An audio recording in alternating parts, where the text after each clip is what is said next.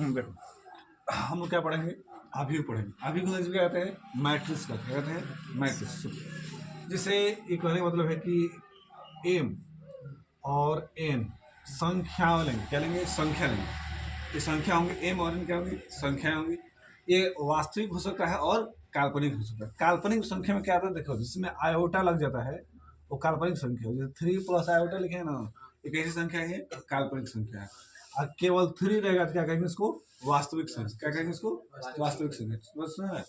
तो देखो जैसे मान के चलो इस ब्रैकेट है, ये कौन सा ब्रैकेट, इसको आयताकार कहते हैं। इस बना रहेगा ना, आयताकार होता है, ब्रैकेट कहते हैं, ठीक है ना।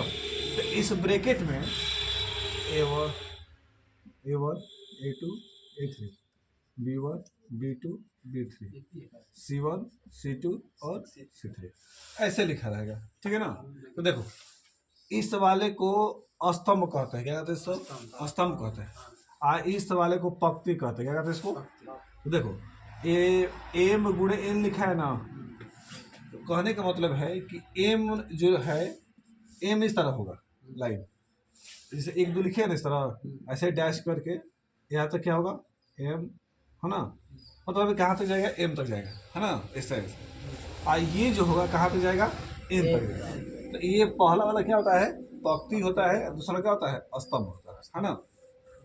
अगर ये ब्रैकेट लगा हुआ है, इस ब्रैकेट लगा हुआ है तो इसको क्या कहेंगे, अभिव कहेंगे।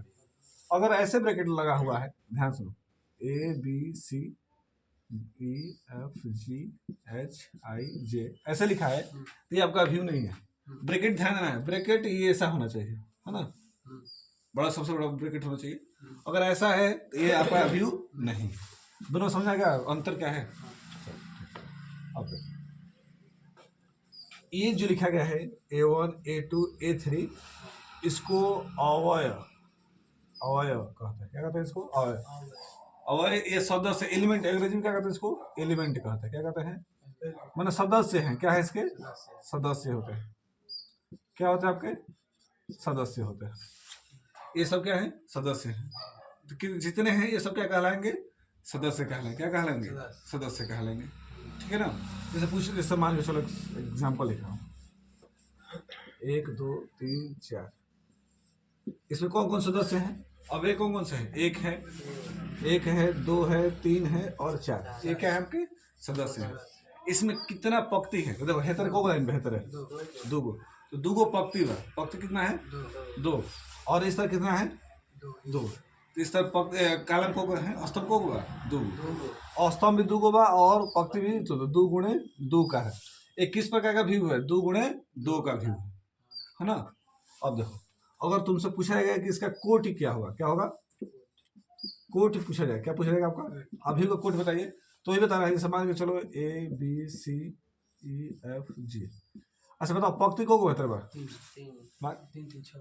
3 का है, 2 ही ना है, 1 2 2 ही ना, तो 2 आहे तक होगा 1 2 3, तो यही आपका कोट कहलाएगा। क्या कहलाएगा, कोट। समझा, कोट क्या होगा, 2 गुणे 3 का कोटि होगा, ठीक है ना। पूछेगा इसमें कि अवयव की संख्या, क्या पूछेगा, अवयव की संख्या जो पूछेगा, इस दोनों गुणा कर देगा, कितना देगा, कोटि जो दिया रहा है उसको गुणा कर, देखो 6 को है ही, 1 2 3 4 5 6, है ना।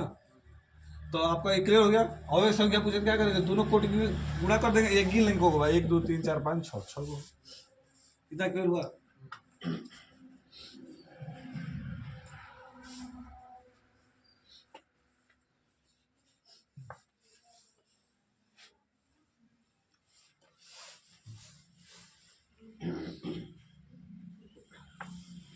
अगला है आपका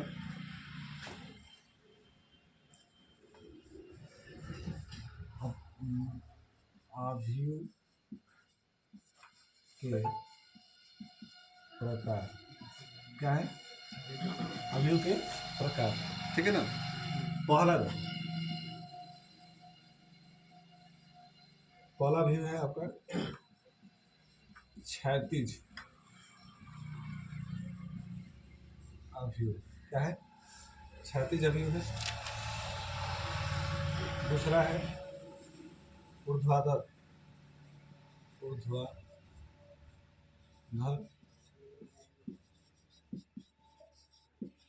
अभियोग। तीसरा है वर्ग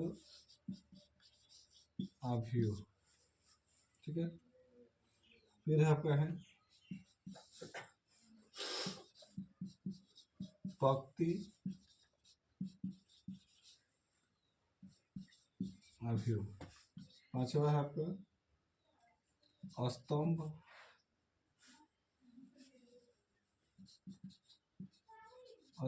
अभियोग, है ना। छठवा आपका है शून्य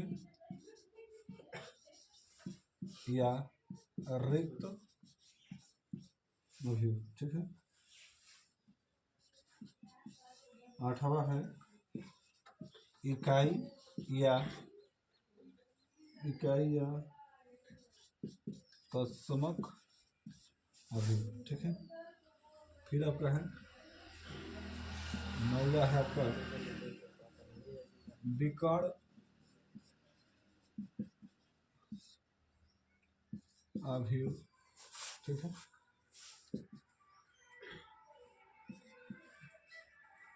नौवा आपका है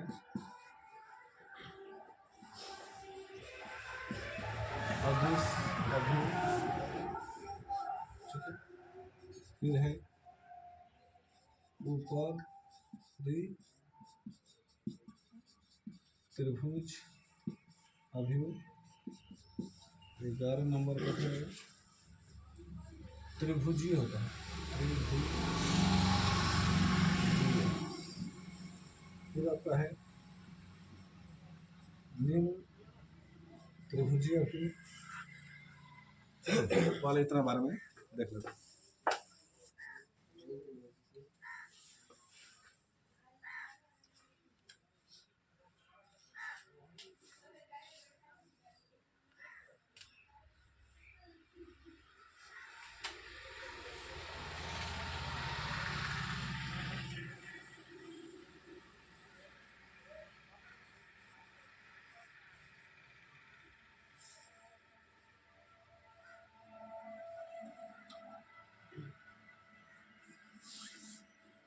हो गया। देखो हम पहले इसकी बात करेंगे क्षैतिज अभियोग, ठीक है ना। देखो क्षैतिज अभियोग में क्या होता है, ध्यान सुनो।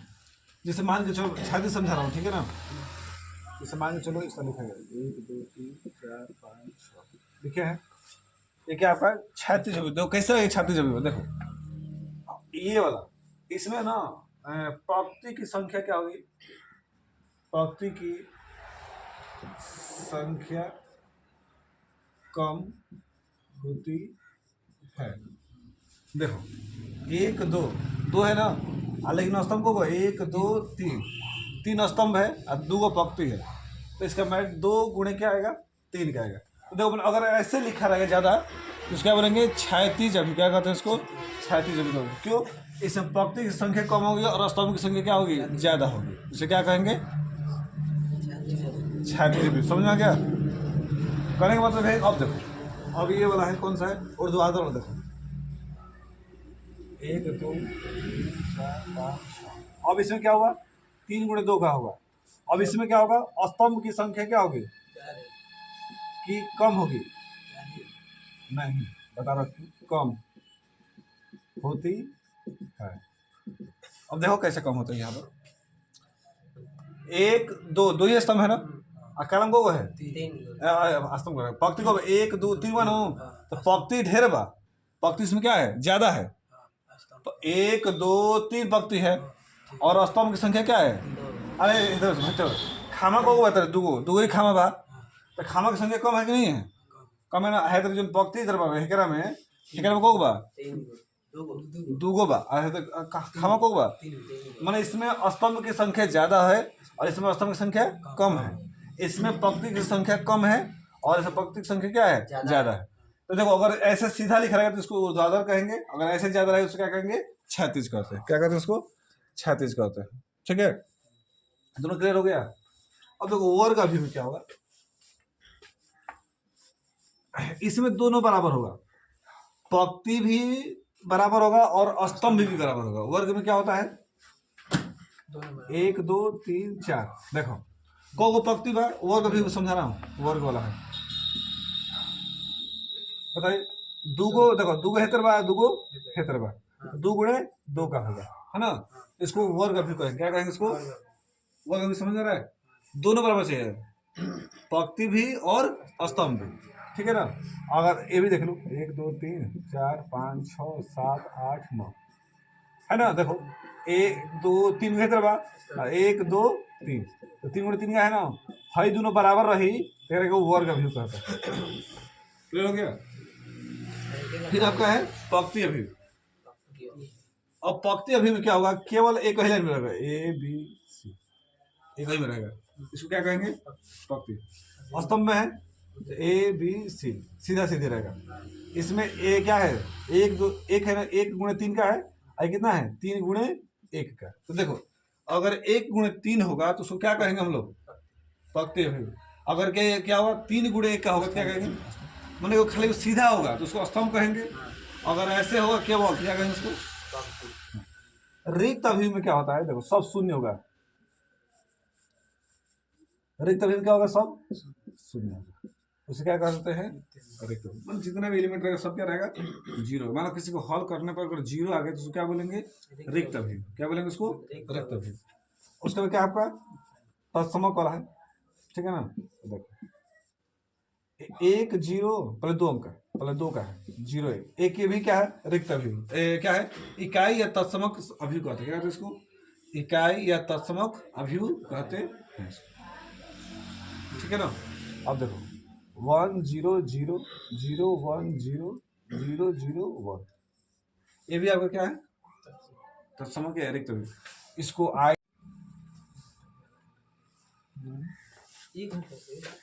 नहीं हो गया ना? देखो 1 2 और यहाँ पर 1 1, तो मैंने इसको I2 से दिखाएंगे और इसको किस लिखते हैं? I3 लिखा। देखो जहाँ भी अगर I3 लिखा है इसका मतलब यही लिखेंगे 1 0 0 0 0 1 0 1 0 0 1, ये लिखेंगे। क्लियर हो गया दिमाग में?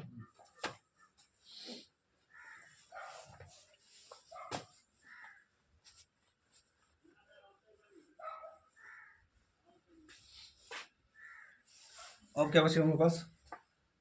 विकर्ण अभिव्यक्ति। क्या बचा है? विकर्ण अभिव्यक्ति। तो देखो विकर्ण अभिव्यक्ति क्या होता है इस साल में? जैसे ए बी सी, बाकी जीरो रहेगा, बाकी क्या रहता है? जीरो। भाई तीनों अलग अलग रहेगा, क्या रहेगा इसमें? तीनों अलग अलग। क्या रहेगा इसमें? तीनों अलग अलग रहता है। क्या रहता है इसमें? हाँ। अब देखो अगर ये सदिश अभिव्यक्ति कहेगा ना, कौन सा सदिश अभिव्यक्ति वाला? तो जैसे जीरो, जैसे मान के साथ 3 0 0 0 3 3, ये भी जीरो होगा। चलो सुनो, ये समझा गया? देखो जब भी अदिश कहेगा तीनों आपस में क्या होंगे? बराबर होंगे।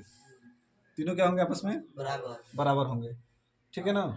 मैंने तीनों आपस में ये बराबर होगा, उसको क्या कहेंगे? अदिश। विकर्ण में क्या होगा? तीनों अलग अलग होगा। अब देखो ये क्या कर रहा है? ऊपरी त्रिभुज कर रहा है। क्या कर रहा है इसमें? तो ऊपरी त्रिभुज में क्या होता है इसमें कि जैसे मान के चलो अगर ऐसे लिखा हूँ 1 2 3 लिखा हूँ ना, तो 2 4 1, ये 0 ये 0 ये 0। अगर ऐसे विकर्ण के ऊपर वाला सब क्या अंक होगा, नीचे क्या होगा? सब जीरो होगा, तो जीरो है ना इसमें। और ठीक निम्न में क्या होगा? निम्न वाला में देखो इसी तरह, निम्न वाला एक किसका है? ऊपर ही क्या है? मतलब ऊपर वाला में अंक रहेगा, नीचे वाला में नहीं रहेगा।